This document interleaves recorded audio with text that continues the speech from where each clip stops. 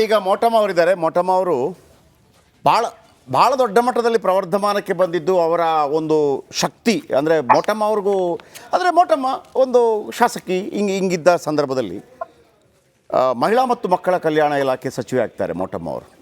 ಈ ಏನು ಮಹಿಳಾ ಸಂಘ ಶುರುವಾಗದೆ ಇವರ ಕಾಲಾವಧಿಯಲ್ಲಿ. ಹೌದು. ಮೋಟಮ್ಮ ಅವರೇ, ಎಸ್ ಎಂ ಕೃಷ್ಣ ಅವರು ವಿಧಿವಶರಾಗಿದ್ದಾರೆ. ಅವರ ಕ್ಯಾಬಿನೆಟ್ನಲ್ಲಿ ಮಹಿಳಾ ಮತ್ತು ಮಕ್ಕಳ ಕಲ್ಯಾಣ ಖಾತೆಯಲ್ಲೇ ಒಂದು ಕ್ರಾಂತಿ ಮಾಡುವಂಥ ಅವಕಾಶ ಕೂಡ ನಿಮ್ಗೆ ಸಿಕ್ತು.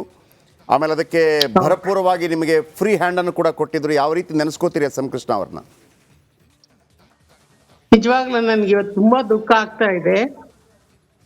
ನನಗೆ ಅವರು ಕೊಟ್ಟಂತ ಪ್ರೋತ್ಸಾಹ, ಅವ್ರು ಕೊಟ್ಟಂತ ಇದಿದೆಯಲ್ಲ, ಬೆಂಬಲ ಮತ್ತೆ ಅವ್ರ ಆಶೀರ್ವಾದ ನನ್ನ ಜೀವನದಲ್ಲಿ ನಾನು ಮರೆಯಕ್ಕೆ ಸಾಧ್ಯನೇ ಇಲ್ಲ. ಅವರು ಧ್ವನಿ ಇಲ್ಲದವ್ರಿಗೆ ಧ್ವನಿ ಕೊಟ್ಟವರು ಅಂತಾನೂ ಹೇಳ್ಬೋದು. ಅದು ನಿಜವಾದ ಅರ್ಥದಲ್ಲಿ ಧ್ವನಿ ಇಲ್ಲದವರಿಗೆ ಧ್ವನಿ ಸಿಕ್ತು ಅಂತ ಹೇಳ್ತಾರಲ್ಲ, ಹಾಗೆ ಅವರು ಸ್ಪೀಕರ್ ಆಗಿದ್ದಾಗೂ ಕೂಡ ನನಗೆ ತುಂಬಾ ಅವಕಾಶಗಳನ್ನು ಕೊಟ್ಟು, ಯಾವುದೇ ಮಹಿಳಾ ಇಶ್ಯೂ ಬರಲಿ, ದಲಿತರ ದೌರ್ಜನ್ಯ ಬರಲಿ, ಎಲ್ಲದ್ರ ಬಗ್ಗೆನೂ ಅವರು, ನಾನು ವಾಲಂಟಿಯರ್ ಆಗಿ ರೆಡಿ ಇಲ್ದಿದ್ರು ಅವರು ಮೋಟಮೋರೆ ಮಾತಾಡಿ ಅಂತ ಹೇಳಿ ನನಗೆ ಅವಕಾಶ ಕೊಡ್ತಿದ್ರು. ಅದನ್ನ ನಾನು ಧೈರ್ಯವಾಗಿ ಒಂದ್ ರೀತಿ ಮಾತಾಡಕ್ಕೆ ಅವ್ರು ನನಗೆ ಕಲಿಸ್ಕೊಟ್ರು ಮತ್ತೆ ಧ್ವನಿ ಕೊಟ್ರು ಅಂತ ಹೇಳಿದ್ರೆ ತಪ್ಪಾಗ್ಲಾರ್ದು. ನಂತರ ಅವರು 99ರಲ್ಲಿ ಮುಖ್ಯಮಂತ್ರಿ ಆದಾಗ ನಾನು ಹೋಗಿ ಅವ್ರನ್ನ ನನ್ಗೆ ಮಂತ್ರಿ ಸ್ಥಾನ ಕೊಡಿ ಅಂತ ಕೇಳಲಿಲ್ಲ. ಅವರೇ ನನ್ನ ಗುರ್ತಿಸಿ ನನ್ನ ಒಂದು ಧೈರ್ಯ ಚಟುವಟಿಕೆಗಳನ್ನ ನೋಡಿ ನನಗೆ ಕ್ಯಾಬಿನೆಟ್ ದರ್ಜೆ ಮಂತ್ರಿ ಸ್ಥಾನ ಕೊಟ್ರು. ನಾನು ಒಮ್ಮೆ ನನಗೆ CWC ಮೆಂಬರ್ ಆದಾಗ ಒಂದು ದೊಡ್ಡ ಆನರ್ ಮಾಡಿದ್ರು. ಆಗ ನಾನು ಹೇಳಿದೆ, ಸರ್ ನನಗಿಂತ ನಮ್ಮ ಪರಮೇಶ್ ಅವರು ಫಾರಿನ್ ಅಲ್ಲಿ ಓದಿ ಬಂದವರು, ಅವ್ರಿಗೂ ಒಂದು ಇದು ಕೊಡ್ಬೇಕಾಗಿತ್ತು ಅಂತ ಹೇಳಿದ್ರೆ, ಕ್ಯಾಬಿನೆಟ್ ದರ್ಜೆ ಕೊಡ್ಬೇಕಾಗಿತ್ತು ಅಂತ ಹೇಳಿ ಅವ್ರು ನಗಾಡಿದ್ರು. ಆಕ್ಚುಲಿ ಆಮೇಲೆ ಒಂದು ಇದ್ರಲ್ಲಿ ಎಕ್ಸ್ಪೆನ್ಷನ್ ಅಲ್ಲಿ ಅವ್ರಿಗೆ ಅವಕಾಶನೂ ಕೊಟ್ರು.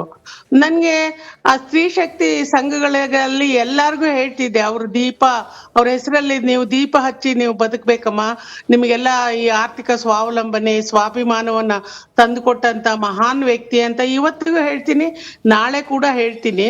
ಮತ್ತೆ ಅವರು ಎಂತ ಮುತ್ಸದಿ ಅಂತ ಹೇಳಿದ್ರೆ, ರಾಜ್ಕುಮಾರ್ ಇಶ್ಯೂ ಬಂದಾಗಿರ್ಬೋದು, ಆ ಕಾವೇರಿ ನೀರಿನ ಹೋರಾಟದ ಇಶ್ಯೂ ಬಂದಾಗಿರ್ಬೋದು, ತುಂಬಾ ಮುತ್ಸದಿತನದಿಂದ ಅದನ್ನ ನಿರ್ವಹಿಸಿದ್ರು.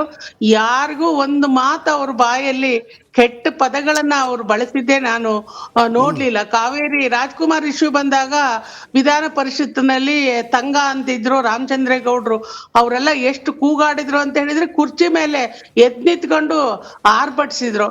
ಆಗ ಕೂಡ ಕೃಷ್ಣ ಅವರು ತಾಳ್ಮೆ ಕಳ್ಕೊಂಡು ಮಾತಾಡ್ಲಿಲ್ಲ. ಅಂತ ಒಂದು ಸೌಮ್ಯ ಮತ್ತು ಒಂದು ಸಭ್ಯ ರಾಜಕಾರಣಿ ಅಂತ ಹೇಳಿದ್ರೆ ತಪ್ಪಾಗ್ಲಾರ್ದು. ಅವರು ಇವತ್ತು ನಮಗೆ ಒಂದು ಮರೆಯಲಾರದ ಮಾಣಿಕ್ಯ ಆಗಿದ್ದಾರೆ. ITBT ಒಂದು ಕಂಪನಿಗಳನ್ನ ಇಲ್ಲಿ ಸ್ಟಾರ್ಟ್ ಮಾಡಿ ಎಷ್ಟೋ ಬಡವರ ಮಕ್ಕಳಿಗೆ ಇವತ್ತು ಒಂದು ಬದುಕಿಗೆ ಜೀವದಾನ ಕೊಟ್ಟಿದ್ದಾರೆ. ಲಕ್ಷಾಂತರ ಎಂಪ್ಲಾಯೀಸ್ ಇವತ್ತು ಅವರ ಹೆಸರಿನಲ್ಲಿ ಇವತ್ತು ದುಡಿತಾ ಇದ್ದಾರೆ, ಅನ್ನ ತಿಂತಿದ್ದಾರೆ. ಅವ್ರನ್ನ ಮರೀಲಿಕ್ಕೆ ಸಾಧ್ಯನೇ ಇಲ್ಲ. ಮತ್ತೆ ಬೆಂಗಳೂರಿಗೆ ಒಂದು ಹೊಸ ರೂಪವನ್ನು ತಂದ್ಕೊಟ್ರು, ಮಕ್ಕಳಿಗೆ ಬಿಸಿ ಊಟವನ್ನ ಸ್ಟಾರ್ಟ್ ಮಾಡಿದ್ರು, ಸ್ತ್ರೀ ಶಕ್ತಿ ಸಂಘಗಳನ್ನ ಎಷ್ಟು ಚೆನ್ನಾಗಿ ಇದ್ ಮಾಡಿದ್ರು ಅಂತ ಹೇಳಿದ್ರೆ, ನಮ್ಗೆ ಯಾವತ್ತೂ ಅವರು ಯಾವುದೇ ಕೆಲ್ಸಕ್ಕೆ ಒಂದ್ ರೀತಿಯ ಡೈರೆಕ್ಷನ್ಸ್ ಅಂತ ಇರ್ಲಿಲ್ಲ. ನಾವೊಮ್ಮೆ ಹೋಗಿ ಕೇಳಿದೆ, ಸರ್ ನನ್ನ ಇದು ಏನು ಆಕ್ಟಿವಿಟೀಸ್ ಅಥವಾ ನನ್ನ ಕರ್ತವ್ಯ ಯಾವ ರೀತಿ ಇದೆ ಅಂತ ನೀವು ಒಂದ್ ದಿವಸನೂ ನನಗೆ ಹೇಳಲಿಲ್ವಲ್ಲ ಸರ್ ಅಂತ. ಇಲ್ಲ ನಿಮ್ ಗಾಡಿ ಚೆನ್ನಾಗಿ ಓಡ್ತಾ ಇದೆ, ಓಡಿಸಿ ಅಂತ ನಗ್ತಾ ಹೇಳಿದ್ರು. ಅಂತ ಒಬ್ಬ ದೊಡ್ಡ ವ್ಯಕ್ತಿ ಅಂತ ಹೇಳಿದ್ರೆ ತಪ್ಪಾಗ್ಲಾರ್ದು. ಅವರನ್ನ ನಾನು ಮರೀಲಿಕ್ಕೆ ಸಾಧ್ಯನೇ ಇಲ್ಲ. ನನ್ನ ನಾಯಕರುಗಳು ತುಂಬಾ ಜನ ಇದ್ರು, ಆದ್ರೂ ಅವ್ರು ಕೊಟ್ಟಷ್ಟು ಪ್ರೋತ್ಸಾಹನ ನನಗೆ ಬೇರೆ ಯಾರು ಕೊಡ್ಲಿಲ್ಲ. ಹಾಗಾಗಿ ಅವರು ನನ್ನ ಭಾಗ್ಯ, ಒಂದು ರಾಜಕಾರಣದಲ್ಲಿ ಒಂದು ಭಾಗ್ಯದ ದೇವರು ಅಂತ ಹೇಳಿದ್ರೆ ತಪ್ಪಾಗ್ಲಾರ್ದು. ನನಗೆ ಮನೆ ಇರ್ಲಿಲ್ಲ ಆಕ್ಚುಲಿ ಬೆಂಗಳೂರಿನಲ್ಲಿ. ನನಗೆ ಆನರ್ ಮಾಡಿದಾಗ ಮೋಟಮ್ಮ ಶುದ್ಧ ಹಸ್ತ, ನನ್ನ ಸಹೋದರಿ ಇದ್ದಂಗೆ, ನಮ್ಮೂರಿನ ಸೊಸೆ ಅಂತ ಹೇಳಿದ್ರು. ನಾನ್ ಮಾತಾಡ್ಬೇಕಾದ್ರೆ ಎದ್ ನಿಂತು, ಸರ್ ಇದನ್ನೆಲ್ಲ ತಗೊಂಡ್ ನಾನು ಏನ್ ಮಾಡ್ಲಿ ಸರ್, ನಂಗೆ ಇರ್ಲಿಕ್ಕೆ ಒಂದ್ ಮನೆ ಇಲ್ಲ ಸರ್ ಇಲ್ಲಿ ಅಂತ ಹೇಳಿದೆ. ಮೋಟಮ್ನರೇ, ನೀವು ದುಃಖ ಮಾಡಬಾರ್ದು, ನೀವು ಮನೆ ಮಾಡಬೇಕು, ಏನು ಸಹಾಯ ಬೇಕಾದ್ರೂ ಮಾಡ್ತೀನಿ ಅಂತ ಹೇಳಿ 2-3 ಸಾರಿ ಸೈಟ್ ಎಲ್ಲಾರ ಹುಡುಕಿ, ಕಟ್ಟಿದ ಮನೆ ಇದ್ರೆ ಹುಡುಕಿ ನಾನು ಸಹಾಯ ಮಾಡ್ತೀನಿ ಅಂತ ಹೇಳಿದ್ರು. ಮನೆ ಕಟ್ಟೋದಕ್ಕೆ ಅವ್ರು ಸಹಾಯ ಮಾಡಿದ್ರು. ಅವ್ರ ಹೆಸರಿನಲ್ಲಿ ಇವತ್ತು ಕೃಷ್ಣಾಶ್ರಯ ಅಂತ ಹೇಳಿ ನನ್ನ ಮನೆಗೆ ಹೆಸರಿಟ್ಟಿದ್ದೀನಿ. ನಮ್ಮ ಊರಿಗೆ ಕುಡಿಯೋ ನೀರಿಗೆ 5 ಕೋಟಿ ಕೊಟ್ಟರು. ಹೇಮಾವತಿಯಿಂದ ನನ್ನ ಕ್ಷೇತ್ರದ ಮೂಡಿಗೆರೆ ಟೌನ್ಗೆ ಇವತ್ತು ಕುಡಿಯೋ ನೀರು ತಂದಿದ್ದೇನೆ.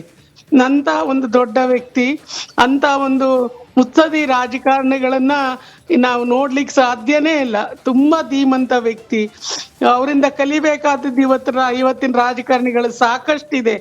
ಏನ್ ಕಲಿತಾರೋ ಏನ್ ಬಿಡ್ತಾರೋ ಭಗವಂತನಿಗೆ ಗೊತ್ತು. ಆದ್ರೆ ಅವರು ನಮ್ಗೆಲ್ಲರಿಗೂ ಆದರ್ಶ. ಅವ್ರ ಆತ್ಮಕ್ಕೆ ಶಾಂತಿ ಕೊಡ್ತೀನಿ. ಅವರ ಒಂದು ದುಃಖವನ್ನು ಭರಿಸುವಂತ ಶಕ್ತಿಯನ್ನ ಅವ್ರ ಕುಟುಂಬದವರಿಗೆ, ಅವ್ರ ಬೆಂಬಲಿಗರಿಗೆ ನಾನು ಬಯಸ್ತೀನಿ. ಈಗ ಮೋಟಮ್ಮ ಅವರೇ, ಒಂದು ಸಾಧಾರಣವಾಗಿ ಈ ಜಾತಿ ರಾಜಕಾರಣ ಜಾಸ್ತಿ ಇರುತ್ತೆ. ಆಮೇಲೆ ಅವರು ಪ್ರತಿಷ್ಠಿತ ಒಕ್ಕಲಿಗ ಸಮುದಾಯದಿಂದ ಬಂದವರು ಕೂಡ. ಆದರೆ ನನಗೆ ಗೊತ್ತಿರೋ ಪ್ರಕಾರ ಅವರಿಗಿದ್ದಂಥ ಒಂದು ದಲಿತ ಪ್ರೀತಿ, ಒಂದು ಅಲ್ಪಸಂಖ್ಯಾತ ಪ್ರೀತಿ. ನಫೀಸಾ ಫಸಲ್ನವರು ಕೂಡ ವೈದ್ಯಕೀಯ ಶಿಕ್ಷಣ ಸಚಿವ ಮಾಡ್ತಾರೆ. ಯಾರು ಅಂದ್ಕೊಂಡಿರಲಿಲ್ಲ ಮೋಟಮ್ಮ ಅವರಿಗೆ ಆ ಅವಕಾಶ ಕೊಟ್ಟು ಮೋಟಮ್ಮ ಅವರದಲ್ಲಿ ಒಂದು ಕ್ರಾಂತಿ ಮಾಡ್ತಾರೆ ಅಂತ ಯಾರು ಅಂದ್ಕೊಂಡಿರಲಿಲ್ಲ. ಅವರ ತುಳಿತಕ್ಕೊಳಗಾದವರನ್ನ, ಆಮೇಲೆ ಹಿಂದುಳಿದವರನ್ನ, ಆಮೇಲೆ ಎಲ್ಲ ಹನುಮಂತಯ್ಯವರನ್ನ MLC ಮಾಡ್ತಾರೆ. ಅಂದರೆ ಅವ್ರು ಯಾರು ಕೇಳಿರೋದಿಲ್ಲ. ಒಬ್ಬನೇ ಒಬ್ಬ SM ಕೃಷ್ಣ ಅವರ ಬಗ್ಗೆ ಒಂದು ಕೆಟ್ಟ ಮಾತನ್ನ, ಜಾತಿವಾದಿ ಅಂತ ಹೇಳಿದ್ದನ್ನು ನಾನು ಇಲ್ಲಿ ತನಕ ಕೇಳಲೇ ಇಲ್ಲ. ಅದರ ಬಗ್ಗೆ ಹೇಳೋದಿದ್ರೆ ಮೇಡಮ್. ಹೌದು, ಖಂಡಿತ. ಅದನ್ನ ಇವತ್ತಿನ ರಾಜಕಾರಣಿಗಳು ಕಲಿಬೇಕು. ಏನು ಜಾತಿ ವ್ಯಾಮೋಹ ಇಟ್ಕೊಂಡು ರಾಜಕಾರಣ ಮಾಡ್ತಾರೆ, ಅವರು ಅದನ್ನ ಕಲಿಬೇಕು. ಅವ್ರು ಕಲಿಯಬೇಕು. ಧ್ವನಿ ಇಲ್ಲದವ್ರಿಗೆ, ಎಲ್ಲ ಕೆಳಸ್ತರದಿಂದ ಬಂದಂತ ವರ್ಗದವರಿಗೆ ಅವರು ಧ್ವನಿ ಕೊಟ್ಟಿದ್ದಾರೆ. ಅಂತ ಒಂದು ಮಹಾನ್ ವ್ಯಕ್ತಿತ್ವ ಅವ್ರದ್ದು. Thank you madam, thank you. ಒಳ್ಳೆಯದಾಗಲಿ ನಿಮಗೂ ಕೂಡ. ಒಂದು ಅದ್ಭುತ ಸಮಯವನ್ನು ನೀವು, ಅಂದರೆ ಮೋಟಮ್ಮ ಒಂದು ಅದ್ಭುತವಾಗಿ ಕಾರ್ಯನಿರ್ವಹಿಸಬಲ್ಲರು ಅಂತ ಮೋಟಮ್ಮನವರಿಗೆ ಶಕ್ತಿ ತುಂಬಿದವರು SM ಕೃಷ್ಣ. ಹಾಗೆ ಮೋಟಮ್ಮ ಕೂಡ ಅದನ್ನು ಭಾಳ ಚಾಲೆಂಜಿಂಗ್ ಆಗಿ ತಗೊಂಡು ಸಾಧನೆ ಮಾಡಿ ತೋರಿಸಿದ್ದು. ಧನ್ಯವಾದ ನಮ್ಮ ಜೊತೆ ಮಾತನಾಡೋದಕ್ಕಾಗಿ. ಥ್ಯಾಂಕ್ ಯು ಮೇಡಮ್. ಓಕೆ, ಈಗ ಬರ್ತಾ ಇರುವಂಥ ಮತ್ತೊಂದು ಬ್ರೇಕಿಂಗ್ ನ್ಯೂಸ್. ಮೋಟಮ್ಮ ಕೃಷ್ಣ ಅಗಲಿಕೆಗೆ ಮಾಜಿ ಸಚಿವೆ ಮೋಟಮ್ಮ ಕಣ್ಣೀರು. ನೊಂದವರ ಪಾಲಿಗೆ SM ಕೃಷ್ಣ ಧ್ವನಿಯಾಗಿದ್ದರು ಅಂತ ಹೇಳ್ತಾರೆ. ನಾನು ಮನೆ ಕಟ್ಟಲು SM ಕೃಷ್ಣ ಸಹಾಯ ಮಾಡಿದ್ರು, ನನ್ನ ಮನೆಗೆ ಕೃಷ್ಣಾಶ್ರಯ ಅಂತೇಳಿ ಹೆಸರಿಟ್ಟಿದ್ದೇನೆ. GT ದೇವೇಗೌಡರು ಕೂಡ ಇದೇ ಮಾತು ಹೇಳ್ತಿದ್ರು. ಶಾಸಕರಾಗಿದ್ದಾಗ ಮನೆ ಸಿಕ್ಕಿರ್ಲಿಲ್ಲ, ನನಗೆ ಮನೆ ಕರೆದು ಕೊಡಿಸಿದ್ರು ಅಂತ. ಹೌದು. GT ದೇವೇಗೌಡರು ರಿಪಬ್ಲಿಕ್ ಬೆಳಗ್ಗೆ ಅಷ್ಟೇ ಮಾತನಾಡಿದ್ರು. ಅಂದ್ರೆ ಹಿಂಗೆ ಎಲ್ಲರನ್ನ ಕೂಡ ಗಮನಿಸಿ ಎಲ್ಲರಿಗೆ ಬೇಕಾದ ವ್ಯವಸ್ಥೆ ಮಾಡಿಕೊಡೋದು ಈಸಿ ಅಲ್ಲ. ನಿಮಗೆ ನಫೀಸಾ ಫಜಲ್ ಗೊತ್ತಿರ್ಬೋದು. ನಿಮಗೆ ಅವರು ಉನ್ನತ ವೈದ್ಯಕೀಯ ಶಿಕ್ಷಣ ಸಚಿವ ಮಾಡಿಬಿಡ್ತಾರೆ. ನಫೀಸಾ ಫಜಲ್ ಅವರು ಅದ್ಭುತ ಇಂಗ್ಲೀಷ್ ಅವ್ರದ್ದು. ಆದರೆ ಅಂದರೆ ಹೆಣ್ಣು ಮಕ್ಕಳ ಬಗ್ಗೆ ಅವರು, ಅಂದರೆ ಈ ಮೋಟಮ್ಮನೆ ಪಾಪ ಇವ್ರನ್ನ ತುಂಬ ನಾಯಕರಿದ್ರು. ಮೋಟಮ್ಮ ಒಂದು ಸೈಡಿಗೆ ಒಂದು ಮೋಟಮ್ಮ, ಆ ಥರ ಒಂದು ಮೋಟಮ್ಮ ಒಬ್ಬರು ಇದ್ದಾರೆ, ಒಂದು MLC, ಒಂದು MLA, ಏನೋ ಒಂದು. ಬಟ್ ಹಂಗಲ್ಲ, ಮೋಟಮ್ಮ ಅವ್ರನ್ನ ಕರ್ಕೊಂಬಂದು ಆಮೇಲೆ ಅವರ ಕನಸಿನ ಯಶಸ್ವಿನಿ ಯೋಜನೆ ಮತ್ತು ಸ್ತ್ರೀ ಶಕ್ತಿ ಯೋಜನೆಯನ್ನು ಅವರ ಮುಖಾಂತರವೇ ಮಾಡಿಸಿ. ನೋಡಿ, ಅವ್ರು ಹೇಳಿದ್ರಲ್ಲ, ಅವ್ರ ಕಣ್ಣಲ್ಲಿ ನೋಡಿ ನೀರು ಬಂತು ಅವರಿಗೆ. ನಿಜ. ಎಂಥ ನಾಯಕರು ನಮ್ಮನ್ನು ಗುರುತಿಸಿದ್ರು. ನಾನು ಆಮೇಲೆ ನೋಡಿದ್ರೆ ಅವರು ವಿರೋಧ ಪಕ್ಷದ ನಾಯಕರಾಗಿ ವಿಧಾನ ಪರಿಷತ್ತಲ್ಲಿದ್ದರೂ ಕೂಡ ಅವರನ್ನು ಅಷ್ಟೊಂದು ದೊಡ್ಡ ಮಟ್ಟದಲ್ಲಿ ಯಾರು ಸಪೋರ್ಟ್ ಮಾಡ್ತಾ ಇರಲಿಲ್ಲ. ಕಾಂಗ್ರೆಸ್ ಅವರೇ ಸಾಕಮ್ಮ ಎಷ್ಟು ಹಿಂಗೆಲ್ಲ ಇರ್ತಿತ್ತು, ಕಾಂಗ್ರೆಸ್ ಅವರೇ ಮಾತಾಡ್ತಿದ್ರು. ಬಟ್ SM ಅದು ನೋಡಿ, ಒಬ್ಬ ಕ್ಯಾಪ್ಟನ್ ಸರಿ ಇದ್ದರೆ ನೀವು ಎಂಥವರಿಂದ ಬೇಕಿದ್ರೂ ಕೆಲಸ ತೆಗಿಸ್ಬೋದು. ಇನ್ನೊಂದು ಮಾತು ಹೇಳಿದರು, ಒಂದು ದಿವಸ ಒಬ್ರಿಗೆ ಬೈದಿಲ್ಲ, ಸಾಧ್ಯನೇನ್ರಿ? ಆಮೇಲೆ ಅಮೆರಿಕಾದಲ್ಲಿ ಕಲಿತು ಬಂದವರ ಸೆಟಪ್ಗಳ ಮೈಂಡ್ ಸೆಟ್ ಹೆಂಗಿರ್ತದೆ? ಯಾವುದೂ ಇಲ್ಲ. ಆಮೇಲೆ ಅವರು ಕೇವಲ ಕಲಿಕೆ, ಆ ವಿದ್ಯೆ ಮಾತ್ರ ಅವರಿಗೆ ವಿದೇಶದಲ್ಲಿ ಅವರು ತಲೆ ತುಂಬಿಸ್ಕೊಂಡು ಬಂದರು. ಬಿಟ್ಟರೆ ಅವರ ತನು ಮನ ಧನ ಎಲ್ಲವೂ ಕೂಡ ಕರ್ನಾಟಕದಲ್ಲಿತ್ತು, ವಿಶೇಷವಾಗಿ ಮಂಡ್ಯದಲ್ಲಿತ್ತು, ಕನ್ನಡ ನಾಡಿನಲ್ಲಿತ್ತು.